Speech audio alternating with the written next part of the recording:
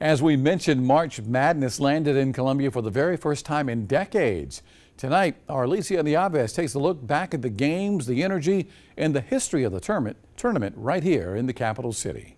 1970, the first time the most elite college basketball players would go dancing in Columbia. Some say it's all thanks in part to this man, former USC men's basketball coach Frank McGuire. He amped up everybody's game, he brought in winning teams, and he also saw a need for a big arena.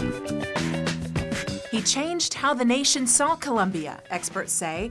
That's because in 1969, we got our big arena, the Columbia Coliseum.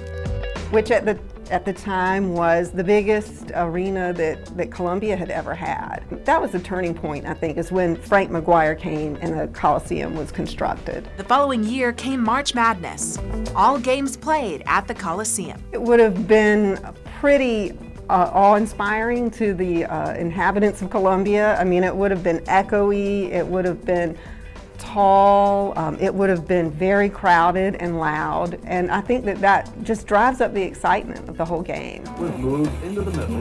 In the East Regional semifinals, North Carolina State went head-to-head with St. Bonaventure, and Villanova took on Niagara.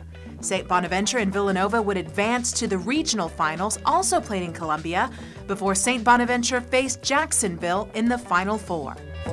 UCLA would take the crown in 1970. They beat Jacksonville 80-69. Once we set that standard of, no, we're not just a small town, we can have a big arena here.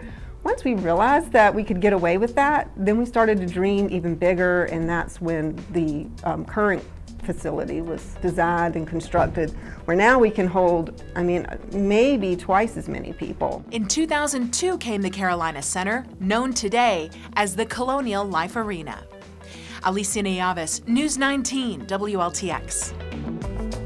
Well, the Richland Library posted a blog taking a look back at the evolution of basketball in Columbia, along with historic decor lining the windows of their main branch.